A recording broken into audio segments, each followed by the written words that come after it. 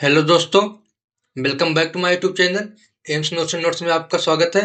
आज हम लोग पढ़ेंगे एक मोस्ट इम्पोर्टेंट टॉपिक के बारे में जो कि नॉर्मल होता है। अगर हम इसकी बात करें कि ये होता किस में है तो मेन हमारा जो लगभग 40 या 35 प्लस होते हैं या फिर जो मेन एडल्ट होते हैं उनमें होता है। हमारा टॉपिक का नाम है आज का हाइपरटेंशन कि हाइपरटेंशन क्या होता है।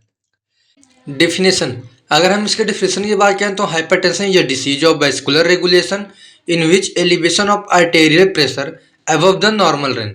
जो हमारा हाइपरटेंशन होता है वो एक वेस्कुलर डिसीज होती है, एक वेसस डिसीज होती है जिसमें क्या होता है कि एलिवेशन होता है हमारे आर्टेरियल प्रेशर का। हमारे आर्टेरिया जो हमारी आर्टरी में प्रेशर पड़ता है ब्लड का, उसका एलिवेशन होता है अबव द नॉर्मल रेंज, वो नॉर्मल रेंज से ऊपर हो जाता है, उसे हम हाइपरटेंशन कहते हैं। बीपी क्या होता है? तो बीपी हमारा यही होता है कि जो हमारा ये एक वेस्कुलर रेगुलेशन डिसीज होती है पहला नंबर तो। दूसरा जो हमारा आर्टेरी का प्रेशर होता है वो हमारा नॉर्मल रेंज से अबव हो जाता है। उसके बाद इसके हम अभी देखेंगे कि साइन सिम्टम्स क्या क्या होते हैं, कारण क्या क्या होते हैं, सारी चीज़ देखेंगे। उसके बाद नॉर्मल ब्लड प्रेशर की बात करें हम तो 120/80 ऑफ Hg होता है, ये नॉर्मल होता है। और अगर हाइपरटेंशन हमें पता कैसे चलेगा कि हमें बीपी है? अगर बीपी हम मेजर करते हैं तो हमें 140/90 या फिर उससे अबव होगा। अगर हम नॉर्मल मिले तो 135 भी ले सकते हैं, कि 135 टू अबव भी हो सकता है। क्वेश्चन अगर हम इनके टाइप्स की पहले बात करें तो पहला हमारा प्राइमरी हाइपरटेंशन होता है। प्राइमरी हाइपरटेंशन होता क्यों है? It is due to unknown causes और without systematic cause. Without systematic cause मतलब कि हमारा जो नर्सिंग होता है उसमें एक सिस्टमेटिक होता है, जो नर्सिंग को प्रोसेस हमारा होता है वो सिस्टमेटिक होता है, लेकिन उस सिस्टमेटिक के अलावा जो होता है वो हमारा विथाउट सिस्टमेटिक कॉज होता है। और जो it is due to unknown cause, ये एक अननोन कॉज होता है। जैसे हमारा फैमिली हिस्ट्री हो गया, किसी को फैमिली में अगर है जेनेटिक वगैरह है, इनहेरिटेड वगैरह हो गया। उसके बाद प्रोलॉन्ग्ड मेंटल टेंशन, अगर मेंटली बहुत ही ज़्यादा डिस्टर्ब हो रहे हैं काफ़ी टाइम से, प्रोलॉन्ग्ड है वो, तो उस समय पे हो सकता है हाइपरटेंशन। आर्टेरियल डीजेनरेशन, जो हमारी आर्टरी होती है उसका अगर डीजेनरेशन हो रहा है तो भी हो सकता है। हार्मोनल डिस्टर्बेंस हो सकता है, मेटाबॉलिक डिस्टर्बेंस हो सकता है। उसके बाद secondary hypertension, it is due to pathological condition. जो सेकेंडरी हाइपरटेंशन होता है वो पैथोलॉजिकल कंडीशन के कारण होता है। ये हाइपरटेंशन जो टॉपिक है ये सबके लिए महत्वपूर्ण है, ऐसा नहीं कि जो कॉलेज में है या स्कूल में उन्हीं के लिए है, क्योंकि आजकल तो हाइपरटेंशन एक ऐसी चीज़ है जो कि नॉर्मल हो गई है। एडल्ट में भी हो रहा है, ओल्ड एज में तो हो ही रहा है, तो देखना जरूरी है ऐसे कौन से सिम्टम्स वगैरह। अगर हम बात करें कि हमारे जो पैथोलॉजिकल कंडीशन होते हैं उसमें क्या क्या हो सकता है, किडनी डिसीज हो सकती है हमारी, जिसमें क्या होता है हमारा पाइलो नेफ्राइटिस होता है। ये हमारी पाइलो नेफ्राइटिस होती है जिसमें हमारे इन्फ्लामेट हो जाता है, यहाँ पे स्केरिंग होने लगते हैं, ये यहाँ पे ये हमारे इन्फ्लामेशन हो जाता है यहाँ इस जगह पे। डिस्टेंडेड रेनल पेल्विस हो जाता है यहाँ पे, तो ये हमारा किडनी डिसीज में हो गया। उसके बाद एंडोक्राइन डिसऑर्डर की बात करें, हम कसिंग सिंड्रोम होता है, ये हमारे कसिंग सिंड्रोम होते हैं। सेंट्रल ओबेसिटी वो बढ़ जाती है, एब्डोमिनल स्ट्रेस आने लगते हैं, मून लाइक फेस हो जाता है, फेलो हम्प होने लगते हैं बैक साइड पे, वेट गेन होने लगता है। उसके बाद डायबिटिक मेलाइटिस जो कि कॉमन है। उसके बाद कॉन्गेनिटल डिफॉर्मिटीज की बात करें तो रेनल आर्टरी ऑब्स्ट्रक्शन। ऑब्स्ट्रक्शन का मतलब होता है किसी चीज में बाधा आना, किसी चीज में रुकावट आना, वो हमारा ऑब्स्ट्रक्शन होता है। तो जो हमारी रीनल आर्टरी होती है उसमें फैट वगैरह जम जाते हैं, तो फैट वगैरह कोलेस्ट्रॉल वगैरह आ जाते हैं, तो जिसकी वजह से वो ऑब्स्ट्रक्शन हो जाता है हमारे आर्टरी में, तो उस तरह से भी हो सकता है। अदर्स की बात करें हम तो मेल में अगर हम बात करें तो enlargement of prostate, prostate cancer, prostate gland जो होती है मेल में, तो उसकी वजह से हो सकता है। फीमेल में बात करें तो टोक्जेमिया इन प्रेगनेंसी, प्रेगनेंसी के टाइम पे टोक्जेमिया हो जाना। ये जो टोक्जेमिया होता है प्रेगनेंसी के टाइम पे ये कॉमन हो चुका है, कि ये होने के चांसेस बहुत ही ज़्यादा रहते हैं। एक्सेसिव बॉडी वेट का ज़्यादा होना, एक्सेसिव सोडियम इंटेक, सोडियम ज़्यादा लेना, ओबेसिटी ज़्यादा होना, या फिर smoking. High blood pressure, high blood pressure के टाइम पे होता क्या है, ये हमारा नॉर्मल इंटीरियर डायमीटर होता है, ये हमारा नॉर्मल होता है। अगर ब्लड प्रेशर हाई है तो हमारा जो डायमीटर होता है वो नैरो हो जाता है, मतलब पतला हो जाता है, और हमारा जो ब्लड का फ्लो है वो स्लो हो जाता है, और प्रॉपर हमारे हार्ट तक ब्लड पहुंच नहीं पाता, इसलिए हमें हाइपरटेंशन होता है, और वो हाइपरटेंशन की वजह से हमें कार्डियक अरेस्ट आते हैं। उसी वजह से हमें कार्डियक अरेस्ट आते हैं, जिसे हम हार्ट अटैक बोलते हैं। उसके बाद बॉर्डरलाइन हाइपरटेंशन क्या होता है? It is defined as intermediate elevation of BP with normal range. जो बीपी होता है उसका नॉर्मल रेंज से इंटरमीडिएट हो जाना, नॉर्मल रेंज से कम हो जाना। मैलिग्नेंट हाइपरटेंशन क्या होता है? It is a syndrome of markedly elevated blood pressure above 140 mm of H. अगर 140 mm ऑफ एच से ज़्यादा जाता है, ऊपर जाता है, तो मैलिग्नेंट में आता है। बेनाइन हाइपरटेंशन क्या होता है? Also known as uncomplicated hypertension, usually of long duration and mild to moderate severity, में भी प्राइमरी और सेकेंडरी। ये प्राइमरी भी हो सकता है बेनाइन हाइपरटेंशन, और सेकेंडरी भी हो सकता है। इसमें क्या होता है कि ये लॉन्ग टाइम से जो रहता है, यूजुअली लॉन्ग टाइम से रहता है, लॉन्ग ड्यूरेशन से जो रहता है वो हमारा बेनाइन में आता है। उसके बाद व्हाइट कोट हाइपरटेंशन की बात करें, it is due to anxiety. Anxiety के कारण हो सकता है only at a time of measuring blood pressure by doctor और नर्स इन हॉस्पिटल और क्लिनिक। अगर कोई पेशेंट है, वो हॉस्पिटल में एडमिट होता है, उस टाइम पे अगर उसका हम बीपी मेजर करेंगे तो वो अबव जाएगा, क्योंकि उसको उस टाइम पे एंजाइटी वगैरह रहेगी, उसको उस टाइम पे स्ट्रेस वगैरह रहेगा उस टाइम पे। तो ये हमारा व्हाइट कोट हाइपरटेंशन होता है। अगर हम पैथोफिजियोलॉजी की बात करें तो there are 3 control system play a major role in monitoring blood pressure. इसमें 3 कंट्रोल सिस्टम होते हैं जो हमारे ब्लड प्रेशर को मेजर करने में रोल, मतलब इनकी भूमिका होती है। आर्टेरियल बैरो रिसेप्टर होता है, जिसमें क्या होता है, they are found in carotid sinus में ये मिलते हैं।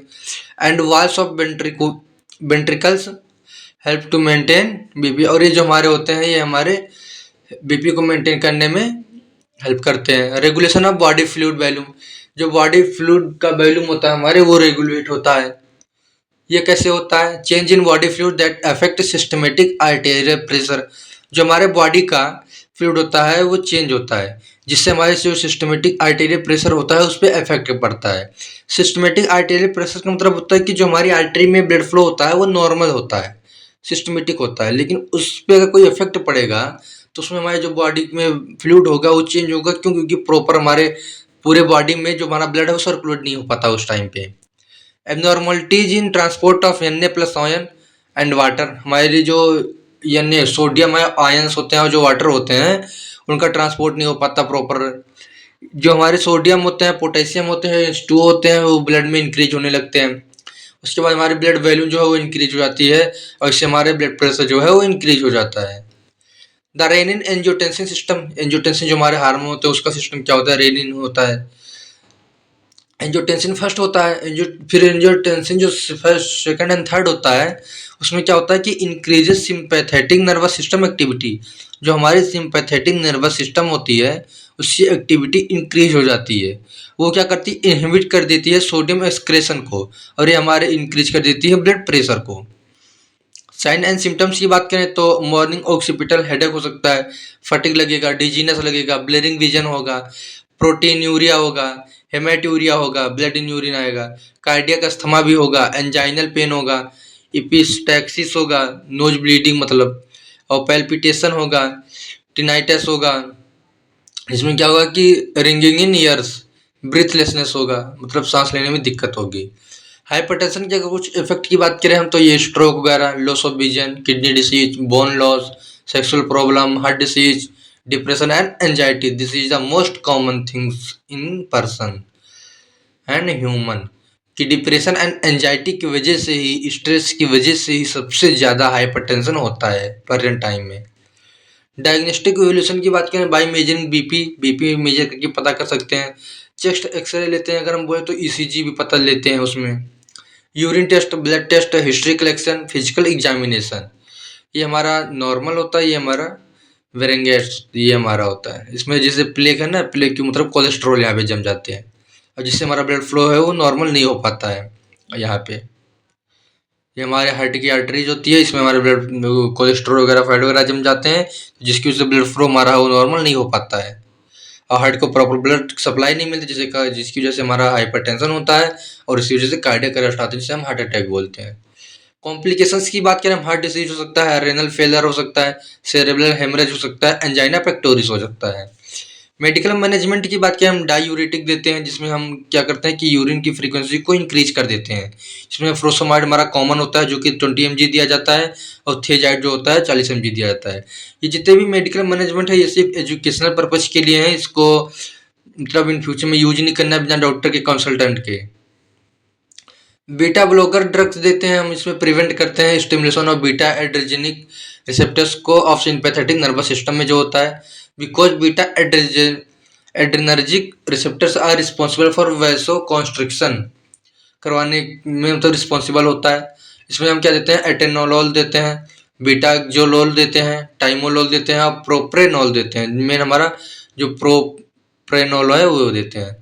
वैसो डायलेटरल ड्रग देते हैं, जिसमें हम क्या करते हैं कि हमारे जो ब्लड वेसल्स होते हैं उसको डायलेट करने के काम आती है, और ओपन वेसल्स जो होते हैं by relaxation their muscular walls and decrease blood pressure, और ब्लड प्रेशर है ये डिक्रीज हो जाता है। नाइट्रेट देते हैं जो कि शॉर्ट एक्टिंग होता है, जिसमें नाइट्रोग्लाइसरीन होता है, मोस्ट कॉमन होता है नाइट्रोग्लाइसरीन, ज़्यादातर हम यही यूज करते हैं। ये हमारा इमरजेंसी ड्रग भी होता है नाइट्रोग्लाइसरीन, इसके हम सभी लिंगुअली देते हैं। लॉन्ग एक्टिंग जो होता है आइसोसोरवाइड देते हैं, डीनाइट्रेट, ये ज़्यादा नहीं देते, ज़्यादातर हम नाइट्रोग्लाइसरीन ही देते हैं। कैल्शियम चैनल ब्लॉकर की बात करें, इसमें कैल्शियम एंटागोनिस्ट होता है। They are use to decrease oxygen demand in heart and improve coronary blood flow. Example के लिए बेरापेमिल देते हैं, निफेडिपिन देते हैं, इसमें दोनों नहीं देते, शायद दूसरा ड्रग देते हैं इसमें से, लेकिन मेरा हमारा ये होता है वेरा पेमिल होता है जो कि एंटी एरिथमिक होता है। एंजियोटेंसिन कन्वर्टिंग एंजाइम इनहिबिटर देते हैं, जो हमारा एंजियोटेंसिन एंजाइम होता है वो कन्वर्ट नहीं हो पाता है, जिसमें हम कैप्टोप्रिल देते हैं, रेमाप्रिल देते हैं, बेंजीप्रिल देते हैं। बेंजीप्रिल इसमें कॉमन होता है। नर्सिंग मैनेजमेंट की बात करें तो पहले हम असेसमेंट करेंगे, उसके एंजाइटी लेवल को पेशेंट के असेस करेंगे, उसके मेडिकल हिस्ट्री हम लेंगे पेशेंट की, उसके डाइट के पैटर्न के बारे में पूछेंगे, असेस करेंगे उसके एजुकेशनल लेवल को, उसको कितना तक पता है कितना नहीं पता है। डायग्नोस्टिक्स में क्या करेंगे, हम एंजाइटी रिलेटेड डिसीज जो होती है पहले उसको हम डायग्नोस करेंगे, फिर उसको इंटरवेंशन में करेंगे, provide proper knowledge about disease condition to patient, patient की डिसीज कंडीशन के बारे में उसको प्रॉपर नॉलेज को हम प्रोवाइड करेंगे। Provide comfortable rest to patient, patient को कंफर्टेबल रेस्ट देंगे। रिस्ट्रिक्ट क्वांटिटी ऑफ विजिटर्स, जो उसके 10-12 लोग जो विजिट करते हैं उससे मिलने के लिए उसको हम कम करेंगे, एक या दो ही लोग को मिलने देंगे। Give answer to the are question of patient, patient के सभी क्वेश्चन का हम आंसर देंगे।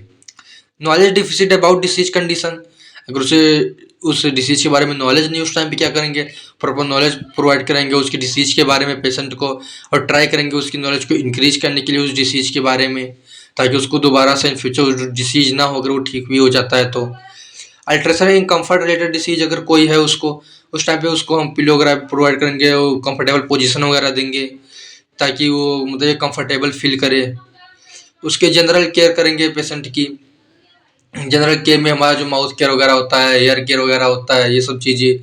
उसके बाद उसको पिलो वगैरह देना, कंफर्ट डिवाइसेस देना sorry. Advise patient to avoid alcohol smoking, के लिए उसको अवॉइड करेंगे, पेशेंट को समझाएंगे कि जो हमारा अल्कोहल होता है, जो स्मोकिंग होता है उसको नहीं लेना है। ठीक है, तो ये था हमारा पूरा हाइपरटेंशन का टॉपिक। अगर अच्छा लगे तो सब्सक्राइब करना, लाइक करना, शेयर करना और कमेंट भी करना। Thank you.